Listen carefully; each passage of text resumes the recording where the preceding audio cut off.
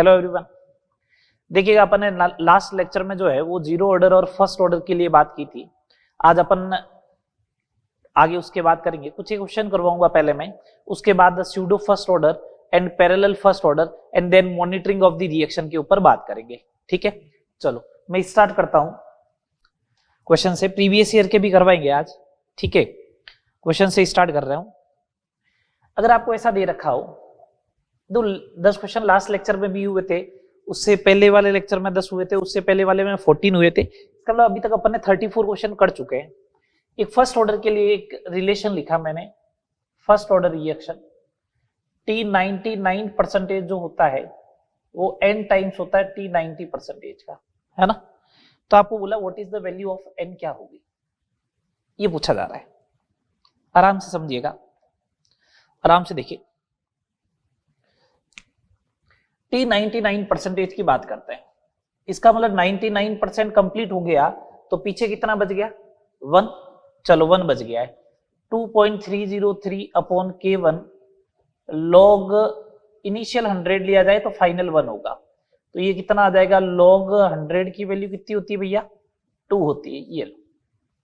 अच्छा T90% की बात करें, 90% होता है 2.303 अपॉन K1 लॉग 90% कंप्लीट हो गया, इनिशियल 100 ले तो लास्ट में 10 बचनी चाहिए, तो लॉग 10 की वैल्यू कितनी होती है, लॉग 10 की वैल्यू कितनी होती है बोलो 1। 2.303 अपॉन K1, तो आपको सीधा ऐसा दिख रहा है, यहाँ पे 2 का मल्टीप्लाई और यहाँ पे मल्टीप्लाई 1 का है। इसका मतलब 99% रिएक्शन कंप्लीट होने में जो टाइम लगता है वो 90% का डबल लगेगा। 99% रिएक्शन कंप्लीट होने में जो टाइम लगता है वो 90% का क्या लगता है, डबल लगता है। ये सिंपल सा क्वेश्चन हो गया। ठीक है, मैं आपको एक रिजल्ट बता रहा हूं, स्टैंडर्ड रिजल्ट है इसलिए अपन डिराइव मतलब ये बात की है। जब भी 99 का डिजिट हो सामने 90 का हो, तो 99 में जितने 9 होंगे ना उतना ही यहाँ पे वो डिजिट आएगा। 99 में कितने डिजिट है, 2 9 है, तो यहाँ पे 2 आ गया। सिमिलर वे में अगर आप ऐसा बोलते हो T99.9%, तो कितने 9 हो गए 3, ये लो। अगर T99.99% की बात होगी तो कितने 9 आ गए 4, ये आ जाएगा। अगर T99.999% की बात होगी तो 5 आ जाएगा, समझ रहे हो बात। और अगर T99 ये होंगे तो 8 आ गए, तो 8 टाइम्स T90% हो जाएगा, समझ गए बात। तो ये बेसिकली ये। अब इसमें हो सकता है आपको डेटा देके क्वेश्चन को डील किया जाए, डेटा देके क्वेश्चन को डील किया जाए मतलब का क्या, 90% की वैल्यू दे रखी हो, 99% की वैल्यू दे रखी हो और फिर क्वेश्चन डील करवाए, बात एक ही है ना। चले आगे सेकंड नंबर क्वेश्चन देखे। सेकंड नंबर क्वेश्चन देखे, मेरे को ऐसा दे दे कि T90% जो है वो n टाइम्स T50% होता है, फर्स्ट ऑर्डर के लिए बात चल रही है, तो what is the value of n, ये पूछा जाए। बहुत अच्छा क्वेश्चन है। लास्ट क्लास में अपन एक डेरिवेशन किया था, देखे T99.9% जो होता है वो 10 टाइम्स होता है T50% का होता है, और आज मैंने बोला 99.9% होता है 3 टाइम्स T90% का, तो इसका मतलब ये दोनों बराबर होने चाहिए। तो T90% जो होगा वो होगा 10/3 T50%। T90% जो होगा वो कितना होगा 10/3 T50%। बोलो सही बात, बोलिए भैया। ये हो जाएगा फर्स्ट ऑर्डर के लिए। ठीक है, और देखो इससे रिलेटेड क्वेश्चन, ये 2 क्वेश्चन स्टैंडर्ड मेरे को करवाने थे। ठीक है, और देखे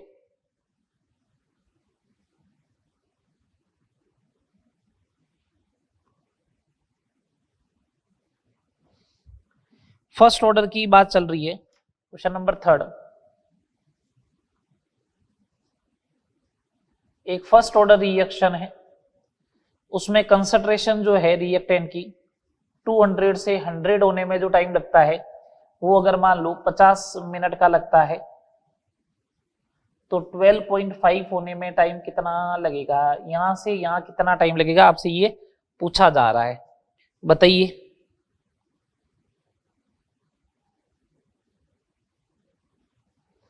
ठीक है, देखो ये हाफ लाइफ टाइम का कंसेप्ट नहीं है क्या? 200 से 100, 100 से फिर 50 हुआ होगा, 50 से फिर 25 हुआ होगा और 25 से 12.5 हुआ होगा। हाफ लाइफ टाइम का ही तो कंसेप्ट है। फर्स्ट ऑर्डर में बताया था हाफ लाइफ टाइम जो होती है, सुनना बात को, फर्स्ट ऑर्डर में हाफ लाइफ टाइम जो होती है वो डिपेंड नहीं करती है इनिशियल कंसंट्रेशन के ऊपर, कांस्टेंट होती है। तो इसका मतलब ये हाफ लाइफ टाइम है 50 मिनट, तो यहाँ पे भी 50 मिनट का ही टाइम लगना चाहिए, यहाँ पे भी 50 मिनट का ही टाइम लगना चाहिए, यहाँ पे भी 50 मिनट का टाइम लगना चाहिए। तो ये ओवरऑल टाइम कितना हो गया? 150 मिनट। कितना होगा? 150 मिनट। बस सिंपल सा क्वेश्चन हो गया। चले आगे करें बात क्वेश्चन की, बोलो।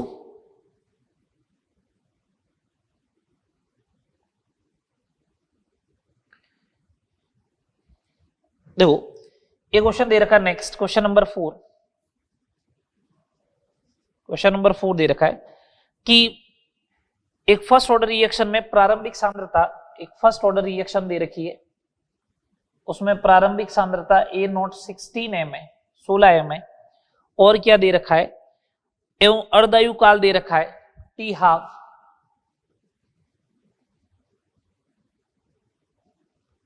इतना मिनट है। ठीक है, क्या पूछा है? क्या पूछा है?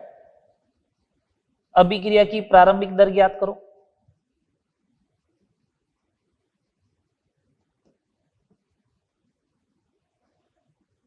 और कितने टाइम बाद में पूछा है? 27.72 इंटू 10⁻³ मिनट के बाद दर ज्ञात करो, है ना? ये क्वेश्चन पूछा गया है basically.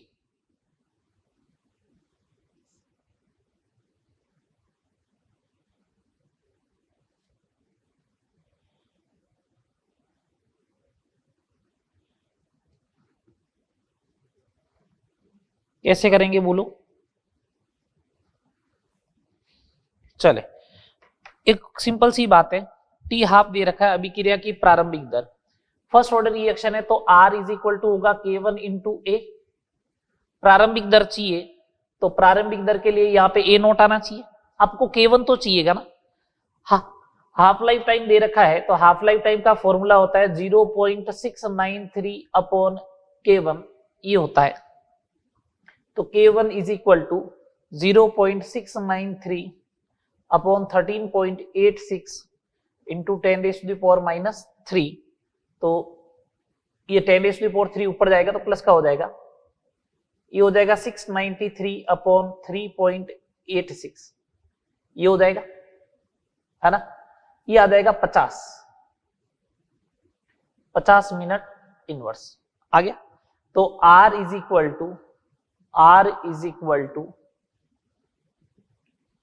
K1 50, initial concentration 16, 800 mole per litre पर मिनट। अच्छा, ये जो टाइम है वो दो हाफ लाइफ टाइम के बराबर नहीं है क्या? ये वाला जो टाइम दे रखा है वो दो हाफ लाइफ टाइम के बराबर है ना? तो दो हाफ लाइफ टाइम के बराबर अगर अपन बात करें तो अगर इनिशियल 16 है तो एक हाफ लाइफ टाइम के बाद में 8 हो जाएगी, उसके एक हाफ लाइफ टाइम के बाद में 4m हो जाएगा। तो रेट आफ्टर 27.72 इंटू 10⁻³ मिनट के बाद में जो रेट आएगी, k की वैल्यू तो फिक्स रहेगी 50 इंटू 4 कितनी हो जाएगी? 200 मोल पर लीटर पर मिनट, ये हो जानी चाहिए। बोलो, ये आ जाएगी? कोई दिक्कत है क्या भैया? नहीं? चले आगे, एक लास्ट क्वेश्चन और देखो फर्स्ट ऑर्डर के ऊपर, फर्स्ट ऑर्डर से रिलेटेड एक लास्ट क्वेश्चन और देखो। एक फर्स्ट ऑर्डर रिएक्शन का, या एक ऐसा बोला है, एक अभिक्रिया का विशिष्ट अभिक्रिया दर 10⁻² मिनट इनवर्स है, तो क्रियाकारक की सांद्रता 20 मिलीग्राम से 5 मिलीग्राम होने तक कितना समय लगेगा,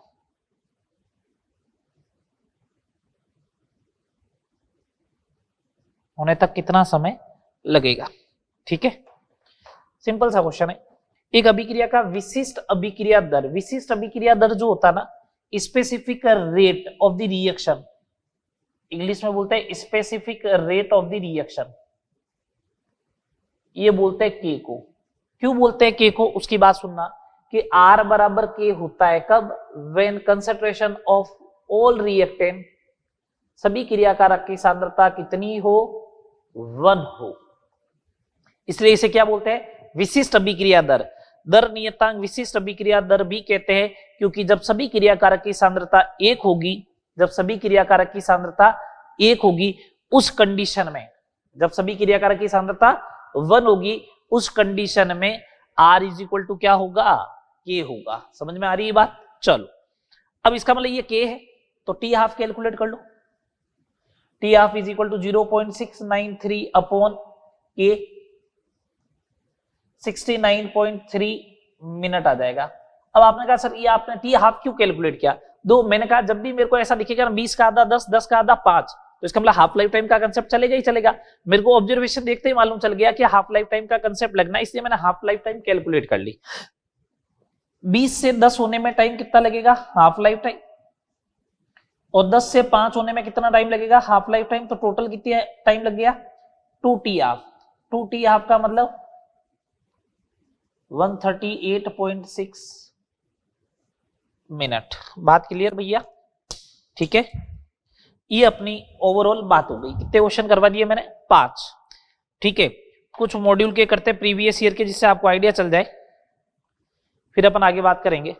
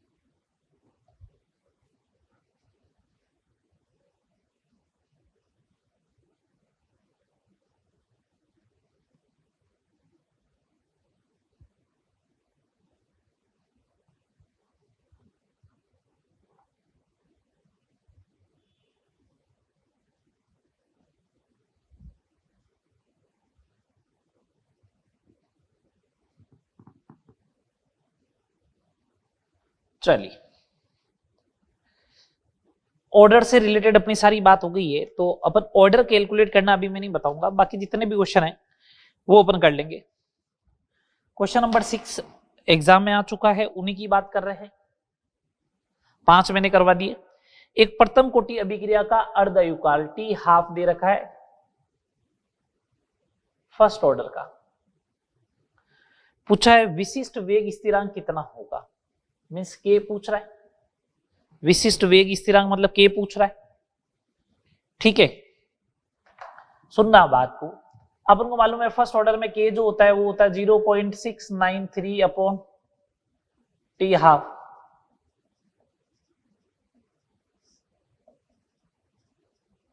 ये हो जाएगा। अगर मैं ओवरऑल बात करूं तो ये 1/2 होगा, मीन्स 0.5 इंटू 10⁻³ सेकेंड इनवर्स आ जाएगा। ठीक है,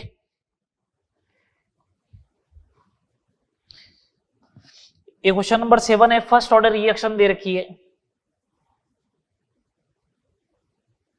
एक फर्स्ट ऑर्डर रिएक्शन दे रखी है जिसकी हाफ लाइफ टाइम 138 सेकेंड है।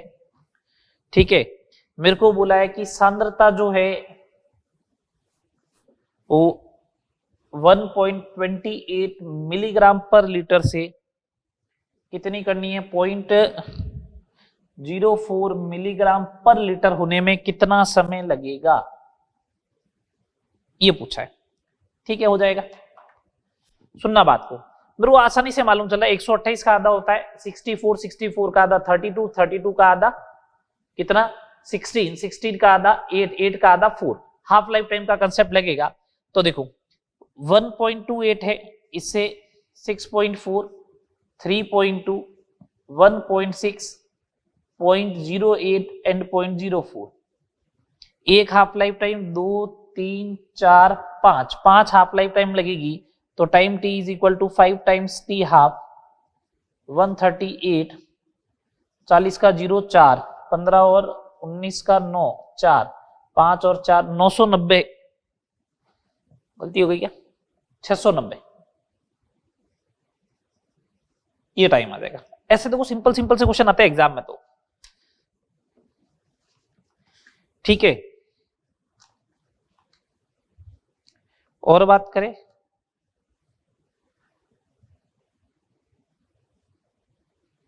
हाँ जैसे एक क्वेश्चन और दे रखा है, जैसे समझिए क्वेश्चन नंबर 8, आपको ये बोला है कि एक अभिक्रिया ए से बी के लिए, ये तो सिंपल सा ही क्वेश्चन है, पहले ही करवा देना चाहिए था अपन को। ए से बी के लिए 25 मिनट में अभिकारक की सांद्रता 0.03 से 0.02 हो जाती है, कितने मिनट में, 25 मिनट में। तो अभिक्रिया की औसत दर कैलकुलेट करो, ये अपन से पूछा है, तो कोई दिक्कत ही नहीं है इस वाले क्वेश्चन में। तो एवरेज रेट चाहिए, तो एवरेज रेट जो होगी वो आर ए के बराबर आएगी, रेट ऑफ डिसअपीयरेंस ऑफ ए। बड़े में से छोटा माइनस कर दो, तो 0.03 माइनस 0.02 डिवाइड बाई 25 मिनट है, तो अपन को आंसर किस में देना है, सेकंड में देना है, तो 0.01 अपॉन 150 ये आ जाएगा। अगर अपन इसको सोल्व करें तो ये हो जाएगा 10 raised to the power -3, 10 raised to the power -3 आएगा मेरे हिसाब से। और 10 raised to the power -4 में बात करोगे तो ये बनना चाहिए, फिर तो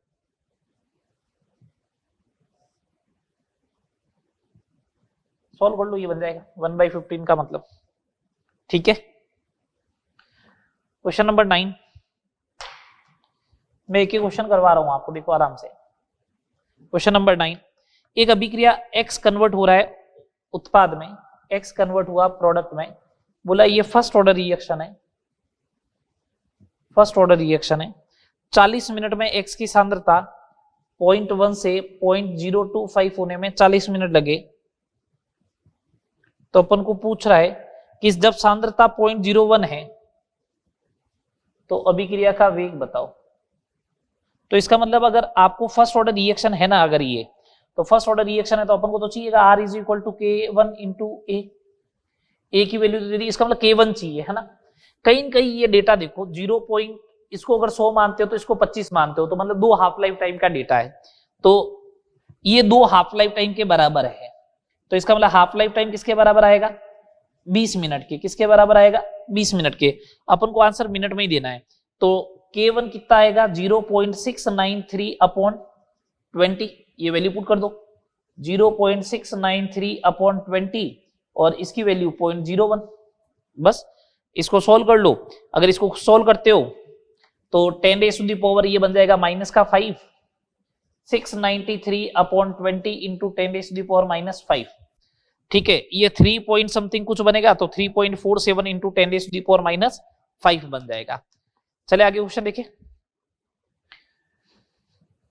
नेक्स्ट प्रॉब्लम देखिएगा, क्वेश्चन नंबर 10। आपको दे रखा है कि यदि ए से बी के लिए एक ये रिएक्शन है, इसके लिए वेग स्थिरांक, दर स्थिरांक 0.6 into 10 raised to the power -3 मोल प्रति सेकंड, मोलारिटी पर सेकंड है, तो इसका मतलब जीरो ऑर्डर रिएक्शन हो गई। यहां से ये कंफर्म होता है। ए की सांद्रता 5 है, तो बोला 20 मिनट बाद में कितनी होगी, ठीक है। तो ये ऑर्डर तो जीरो हो गया, ये तो मालूम चल गया। अगर जीरो ऑर्डर है तो मेरे को मालूम है A0 minus AT is equal to K0 into T, तो लगेगा ही लगेगा।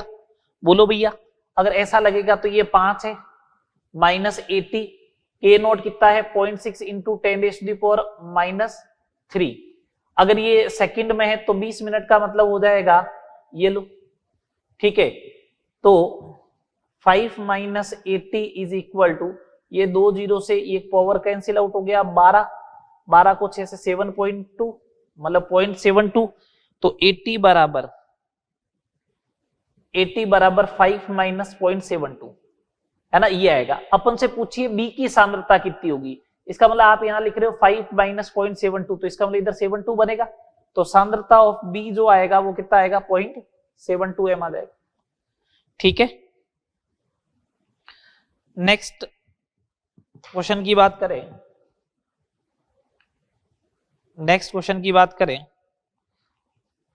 तो क्वेश्चन नंबर 11 क्या दे रखा है, एक प्रथम कोटि अभिक्रिया का वेग अभिक्रिया प्रारंभ होने के 10 सेकंड बाद में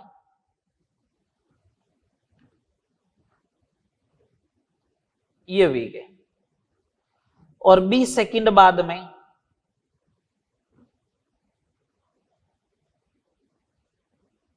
ये हो गया। तो मैं ऐसा बोलूं कि 10 सेकंड में जो है वो रिएक्शन 25% कंप्लीट हो गए। तो अपन से पूछा अर्धायु काल कितना होगा, तो मैं ये कह रहा हूं अगर 100 लेते हैं तो 25 सेकंड में मतलब 75 होने में कितना टाइम लगता है 10, अगला 10 सेकंड का टाइम इंटरवल और लोगे तो 75 का 25% कैलकुलेट कर लो, इसका 1/4 लगभग 19 हो जाएगा, तो 56 तक पहुंच जाओगे। फिर इसका 25% लोगे तो 14 आ जाएगा, तो 42 पे पहुंच जाओगे। तो 50 तो यहां कहीं पे होगा, इसका मतलब ये बात कंफर्म हो गई 20 सेकंड से ज्यादा लगना चाहिए, 30 से कम लगना चाहिए। ऑप्शन देखो भैया ऐसे दे रखे थे 24.1, 34.1, 44.1, 54.1, तो अपना आंसर 24.1 बन जाएगा। ठीक है, क्वेश्चन नंबर 12 नीट 2018 का क्वेश्चन है, बहुत सिंपल सा क्वेश्चन है। ठीक है, प्रथम कोटि एवं द्वितीय कोटि अभिक्रिया में सही डिफरेंशिएट कौन है, सही विभिन्नता क्या है। प्रथम कोटि की अभिक्रिया को उत्प्रेरित किया जा सकता है, द्वितीय कोटि की अभिक्रिया को उत्प्रेरित नहीं किया जा सकता है। उत्प्रेरित तो आप किसी भी अभिक्रिया को कर सकते हो, गलत है। प्रथम कोटि की अभिक्रिया का वेग अभिकारकों की सांद्रता पर निर्भर करता है, सही है, डायरेक्टली प्रोपोर्शनल टू ए आएगा, सेकंड ऑर्डर में ए का स्क्वायर आएगा। जबकि ये बोला द्वितीय कोटि अभिक्रिया का वेग अभिकारक की सांद्रता पर निर्भर नहीं करता है, तो गलत हो गया ये तो। प्रथम कोटि की अभिक्रिया की अर्धायु ए नॉट पर निर्भर नहीं है, बात सही है। द्वितीय कोटि की अभिक्रिया की अर्धायु ए नॉट पर निर्भर होती है, बिल्कुल होगी, सिर्फ फर्स्ट ऑर्डर की नहीं होती है, तो इसका मतलब थर्ड आंसर अपना सही हो गया। ठीक है, क्वेश्चन नंबर नेक्स्ट अगर मैं बात करूं, देखो 11-12 मैंने बोल दिया। क्वेश्चन नंबर 13, जब अभिकारक की सांद्रता प्रारंभिक सांद्रता को दुगुना किया जाए तो शून्य कोटि अभिक्रिया के लिए अर्धायु काल क्या होगा। अगर बात करें जीरो ऑर्डर में directly proportional to A naught, जब इसको डबल किया, ए नॉट को डबल किया तो टी हाफ भी तो डबल हो जाना चाहिए। ठीक है, क्वेश्चन नंबर 14, प्रथम कोटि अभिक्रिया के लिए वेग नियतांक के है। ठीक है, 99% पूरा होने में कितना टाइम लगेगा, मैंने कहा टी बराबर 2.303, ठीक है, अपॉन के लॉग 99%, 100 लोगे तो 1 आ जाएगा, तो वहां से बन जाएगा 4.606 अपॉन के, ये बन जाएगा। लो सिंपल सा। कितने क्वेश्चन हो गए, 14 क्वेश्चन आज के लेक्चर में मैंने आपको डिस्कस कर लिए। ठीक है, अब अपन आगे बात करेंगे, आओ बात करते हैं आगे। तो देखो जीरो ऑर्डर फर्स्ट ऑर्डर से रिलेटेड 23-24 क्वेश्चन की अपन ने बात कर ली, 24 क्वेश्चन की बात की है, 10 क्वेश्चन कल करवाए थे, 14 आज हो गए।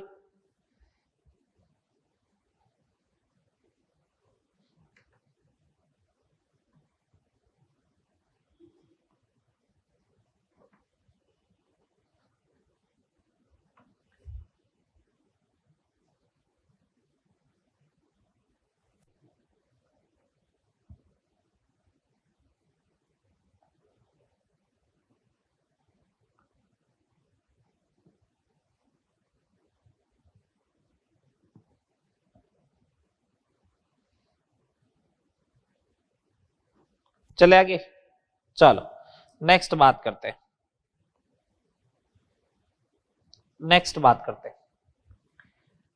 स्यूडो फर्स्ट ऑर्डर रिएक्शन छद्म कोटि अभिक्रिया, स्यूडो फर्स्ट ऑर्डर रिएक्शन छद्म प्रथम कोटि अभिक्रिया।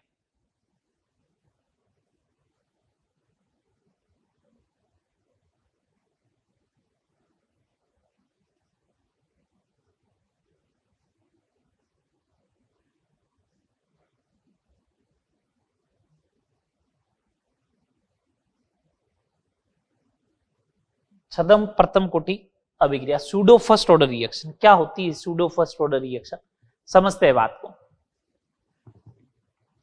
मतलब सूडो का मतलब जैसा अपन सोचते हैं वैसा नहीं है। तो ऐसी अभिक्रियाएं जिनका वास्तविक ऑर्डर मतलब एक्चुअल ऑर्डर जो है वो अगर एक्सपेक्टेड ऑर्डर से डिफरेंट आए, मतलब अपन एक्सपेक्टेड करते इतना आना चाहिए लेकिन उससे क्या है भिन्न आए, तो उसे अपन बोलेंगे सूडो ऑर्डर रिएक्शन। तो सिंपल सी इसकी डेफिनेशन हो जाएगी, ऐसी अभिक्रियाएं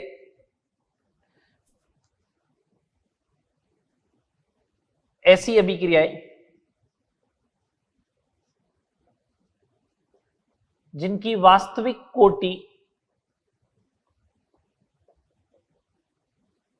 एक्सपेक्टेड आभासी कोटि या expected order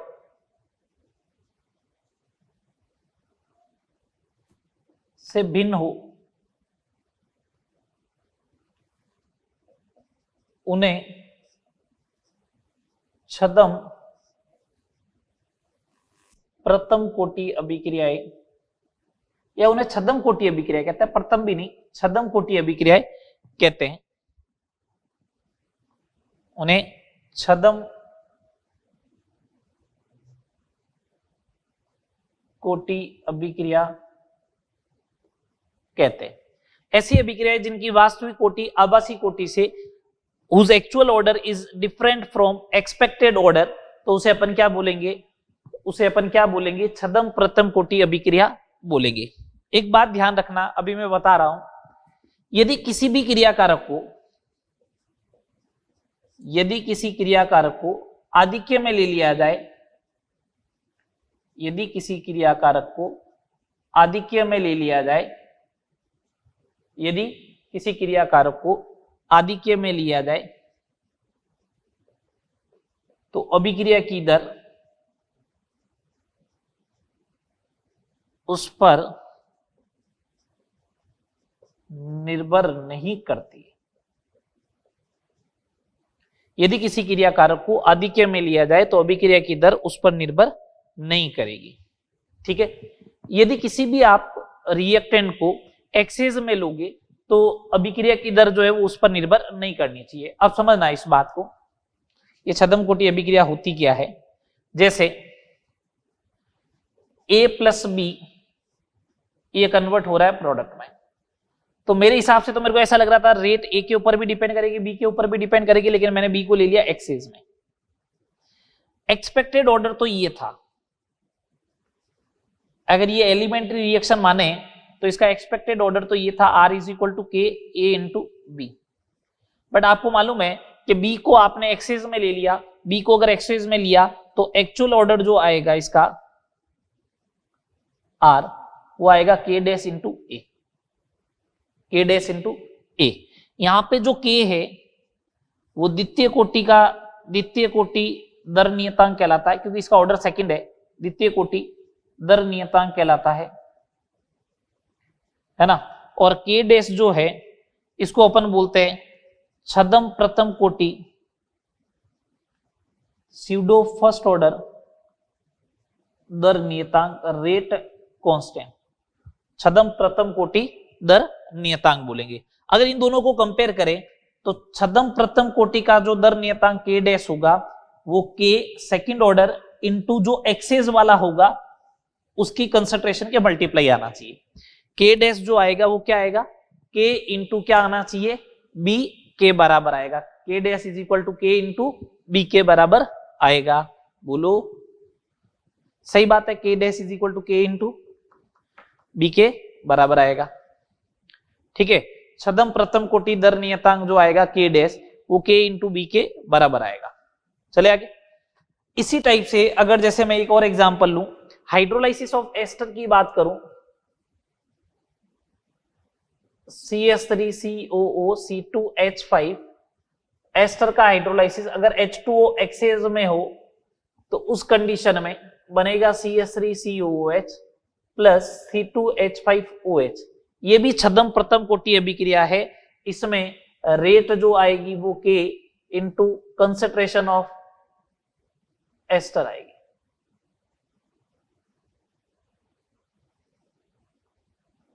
rate is equal to आएगा K into concentration of ester, बस ये आएगा। देखते हैं इसके ऊपर एक दो न्यूमेरिकल सिंपल से, और उसके बाद अपन आगे बात करते हैं। ठीक है भैया,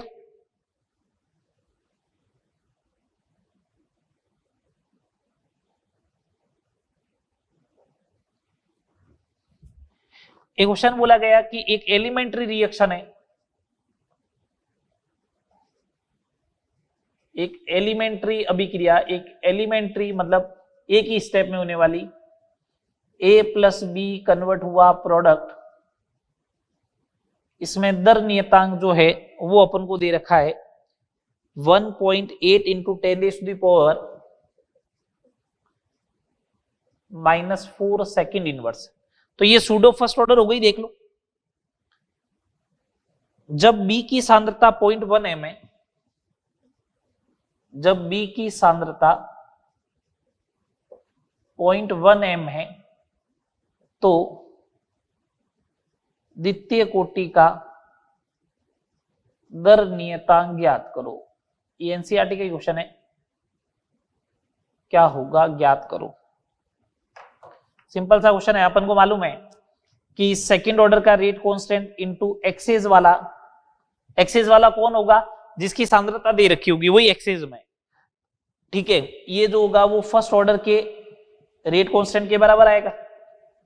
तो सेकंड ऑर्डर का रेट कांस्टेंट के फर्स्ट ऑर्डर का अपॉन एक्सेस वाली कंसंट्रेशन 1.8 इंटू 10⁻⁻⁴ अपॉन 0.1।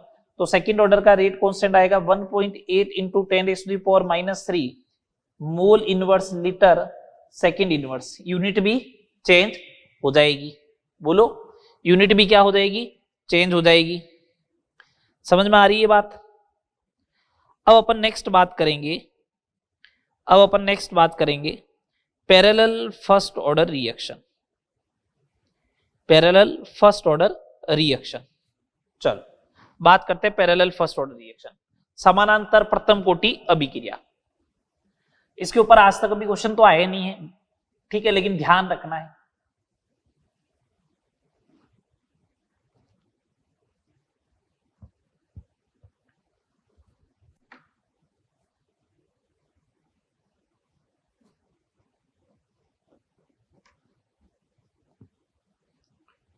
चलो,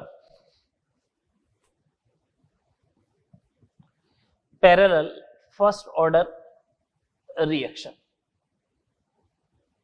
समानांतर प्रथम कोटि अभिक्रिया।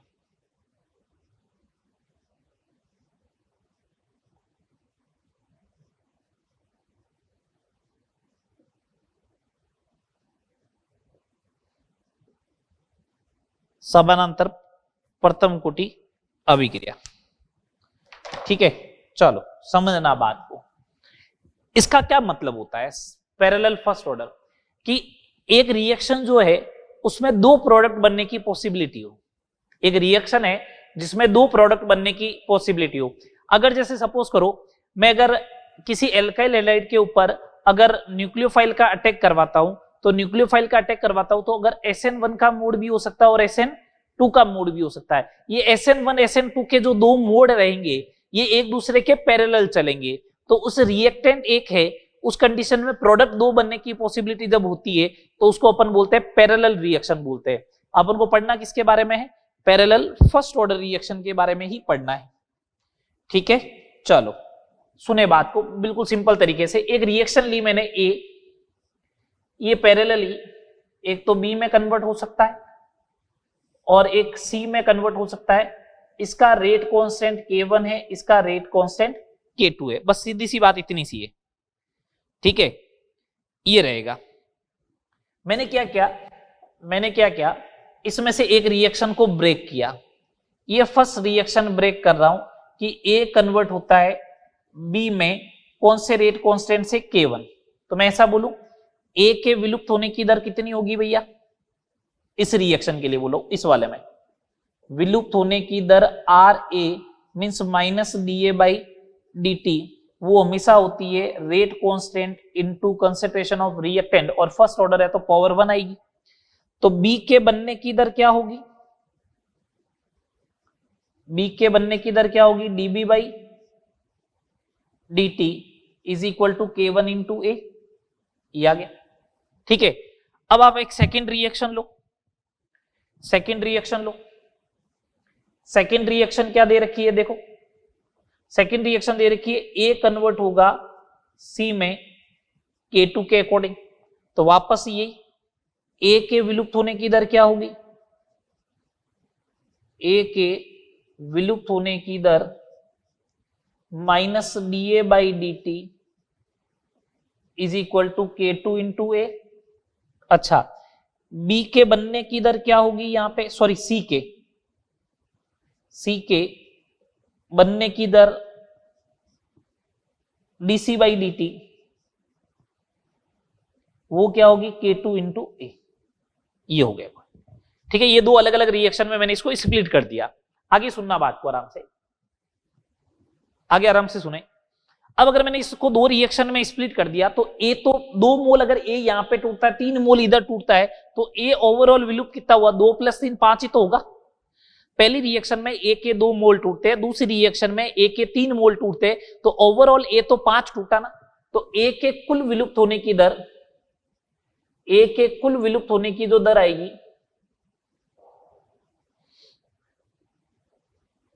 Minus D A by D T overall, वो इन दोनों रिएक्शन को जोड़ा जाए क्या, K1 into A plus K2 into A, तो ओवरऑल आएगा minus D A by D T is equal to K1 plus K2 into concentration of A, ये आएगा।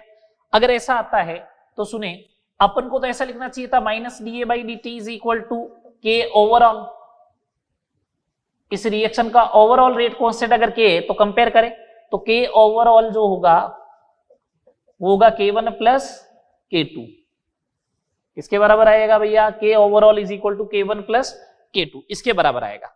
कोई दिक्कत है क्या, नहीं, ये ओवरऑल आ जाएगा, ये ओवरऑल रेट कांस्टेंट है।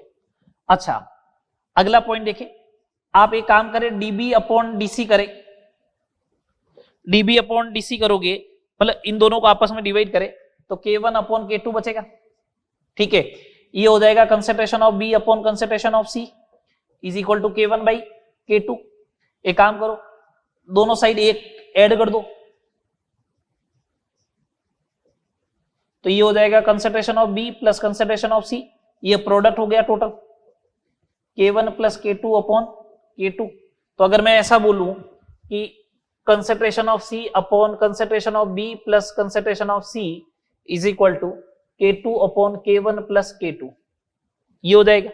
तो मैं ओवरऑल ऐसा बोलूं, percentage of C in product mixture, किसमें बात कर रहा हूं, उत्पाद मिश्रण में, ओवरऑल नहीं बोल रहा हूं, उत्पाद मिश्रण में percentage of C in product mixture, तो वो क्या होगा, सी अपॉन टोटल प्रोडक्ट कौन होता है, बी प्लस सी इंटू 100, ये किसके बराबर होगा, K2 upon K1 plus K2 into 100 के बराबर होगा। बोलो, यही तो होगा, K2 upon K1 plus K2 into 100 हो जाएगा।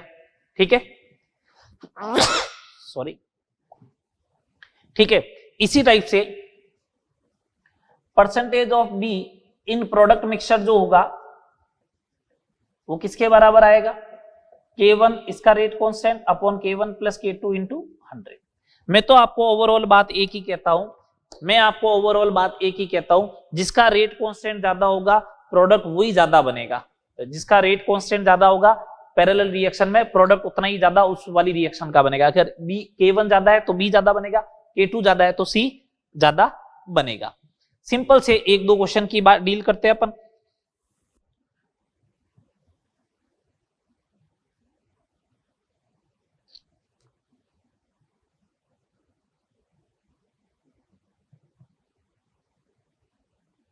करे बात करें,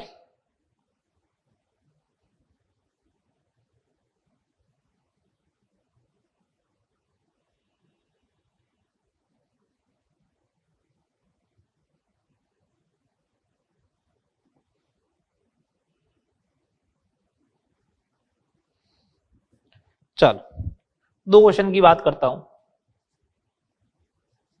पहला क्वेश्चन, एक ए है, ये A1 में टूट रहा है रेट कांस्टेंट K1 से, पैरेलली A2 में ब्रेक होगा K2 से, पैरेलली A3 में जाएगा K3 से, ऐसे ऐसे चलता रहेगा, तो लास्ट में जाके AN में ब्रेक होगा अकॉर्डिंग टू Kn। मेरे को पूछे माइनस dA/dt कितना होगा, एक तो, और सेकंड अगर पार्ट मेरे से ऐसा पूछ लिया जाए, अगर सेकंड पार्ट मेरे से पार्ट पूछ लिया जाए dA1/dt कितना होगा, तो सिंपल सी बात है, ये ओवरऑल विलुप्त होने की दर है, तो ओवरऑल विलुप्त होने की दर जो होगी वो K1 plus K2 plus K3, sorry इसको ऐसे करो, ये K करो, एक मिनट भैया रुक जाना, ये K करो, ये 2K करो, ये 3K करो, तो ये NK करो,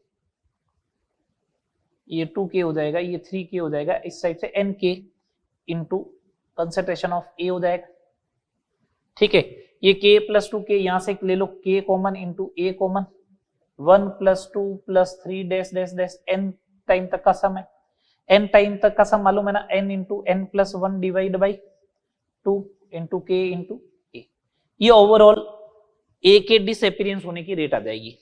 अच्छा dA/dt चाहिए, A1 का चाहिए, A की अपीयर होने की दर K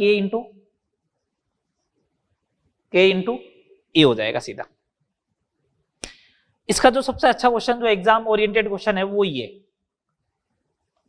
A कन्वर्ट हो रहा है B और C में, इसका K1 जो है वो है 2 इंटू 10⁻³ सेकेंड इनवर्स, और इसका K2 है 0.3 इंटू 10⁻² सेकेंड इनवर्स।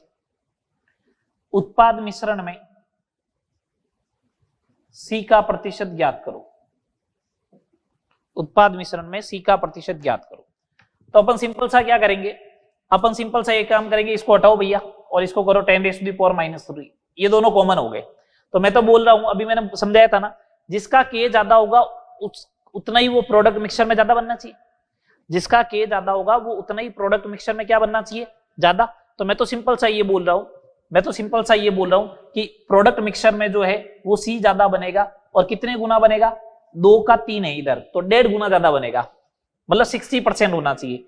अब आपको C का परसेंटेज चाहिए, तो सीधी सी बात है, ये हो गया 3/2 प्लस 3 इंटू क्या करोगे 100, 10⁻³ हटा दिया मैंने, तो 3/5 इंटू 100 कर लो, 60% ही आएगा। बोलो आएगा 60% या नहीं आएगा, बताओ। ये पैरेलल फर्स्ट ऑर्डर रिएक्शन की बात हो गई अपनी। चलो नेक्स्ट बात करते हैं अपन,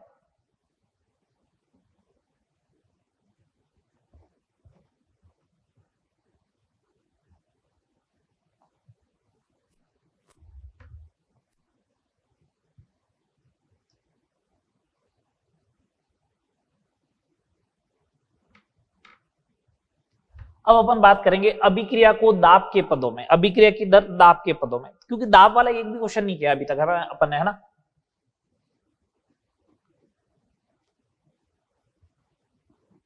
अभिक्रिया की दर दाब के पदों में, उसको समझते हैं, मॉनिटरिंग।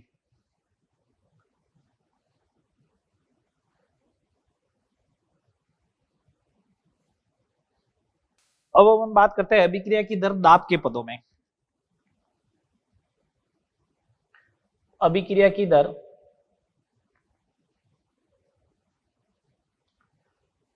दाब के पदों में, rate of the reaction in terms of pressure, rate of reaction in terms of pressure. सुनना बात को, दाब के पदों में तो तभी आप व्यक्त कर पाओगे ना जब रिएक्टेंट या प्रोडक्ट जो है वो गैसीय स्टेट में हो, अदरवाइज आप कैसे लिखोगे फिर, है ना। तो इसके लिए कंडीशन ये गैसीय रिएक्शन होनी चाहिए। अगर गैसीय रिएक्शन होती तो अपन को मालूम है PV इज इक्वल टू क्या होता है, nRT होता है, सही बात। P is equal to N/V RT होता है, ठीक है। N/V को अपन लिखते हैं CRT, तो dP/dt जो होगा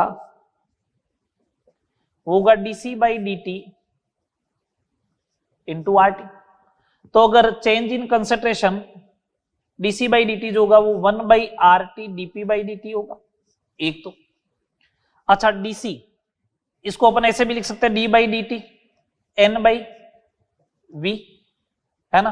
तो इसको आप ऐसे भी लिख सकते हो कि डीसी बाई डी टी जो होता है सांद्रता में परिवर्तन की दर, वो 1/RT dP by D T के बराबर भी होगा और 1/V dN by D T के भी बराबर होगा।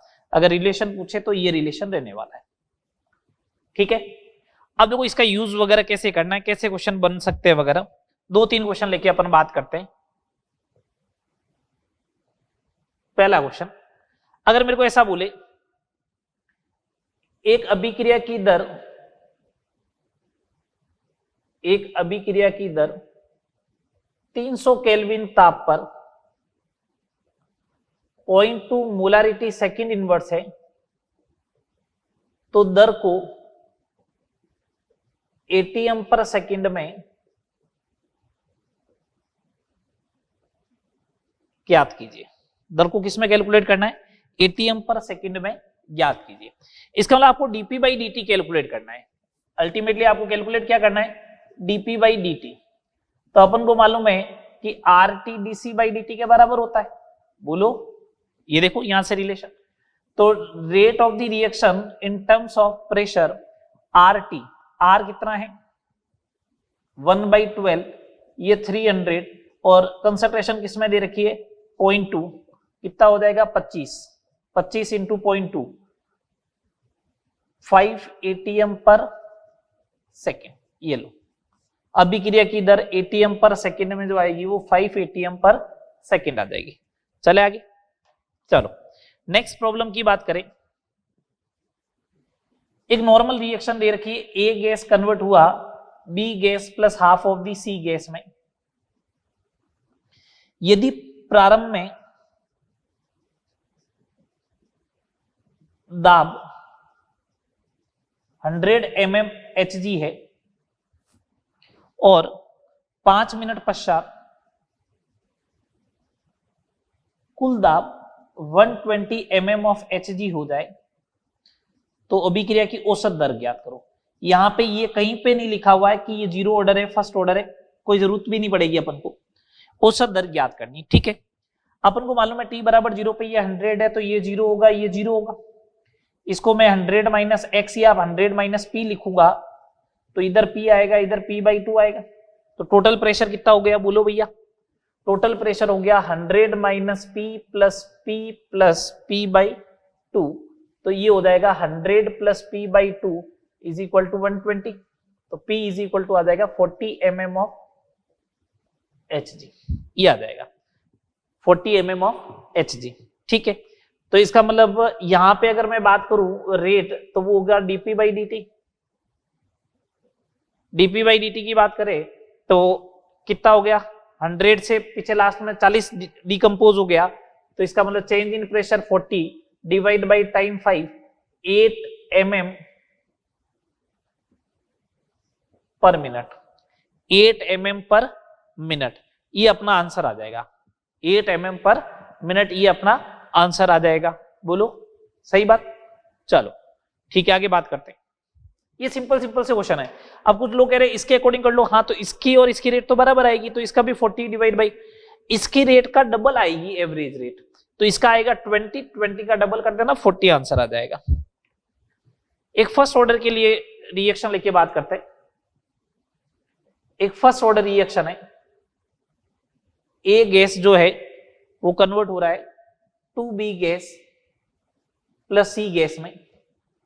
अपन को ये बोला T बराबर 0 पे कुल दाब P नॉट है और T equal to T time पे P जो है वो P टोटल है, तो इस अभिक्रिया का K1 ज्ञात करो। अगर ये फर्स्ट ऑर्डर रिएक्शन है तो जिस टाइप से K1 का जो आप फॉर्मूला लिखते हो, K1 का आप जो फॉर्मूला लिखते हो 2.303 upon T log A0 upon AT, ये कंसेंट्रेशन होती है रिएक्टेंट की, कंसेंट्रेशन ऑफ रिएक्टेंट। तो अब तुम लोगों को प्रेशर ऑफ रिएक्टेंट पुट करना पड़ेगा इस क्वेश्चन में। क्या पुट करना पड़ेगा, pressure of the reactant put करो। स्टार्टिंग प्रेशर इसका P0 है, ये 0, ये 0। अगर पी नॉट माइनस एक्स करोगे तो यहाँ 2x आएगा और यहाँ x आएगा, तो p टोटल किसके बराबर हुआ, P not minus x plus 2x plus x, तो यहां से x की वैल्यू आ गई pt minus P not divide by 2, आ गई x की वैल्यू। अगर x की वैल्यू ही आई तो किसी पर्टिकुलर टाइम पे प्रेशर ऑफ ए कितना होगा, पी नॉट माइनस एक्स, तो ये कितना बन जाएगा 3p naught minus pt divide by 2। ये वैल्यू वहां ले जाके पुट करे तो k1 is equal to 2.303 upon time t log initial pressure p naught upon 3p naught minus pt divide by 2, तो 2 चला जाएगा ऊपर। समझ में आई बात, बोलो। ये इस टाइप से आपको क्वेश्चन को डील करनी थी। तो आज वाले लेक्चर में अपने 20 क्वेश्चन किए हैं और अभिक्रिया की दर को दाब के पदों में pseudo order reaction, parallel first order reaction तक की अपनी बात हो गई है। नेक्स्ट लेक्चर में अपन ऑर्डर डिटर्मिनेशन करने के मेथड पढ़ेंगे, 6-7 मेथड, और उनसे रिलेटेड एक एक क्वेश्चन करवाऊंगा, तो एक तो वो, और उसके बाद में अपन कोलिजन थ्योरी पढ़ेंगे, 2 टॉपिक पढ़ेंगे। लास्ट लेक्चर में अपन पढ़ेंगे इससे रिलेटेड क्या, कि कौन कौन से फैक्टर है जो है वो रेट ऑफ द रिएक्शन को अफेक्ट करता है। ठीक है, यहां तक करें, मिलते हैं नेक्स्ट लेक्चर में।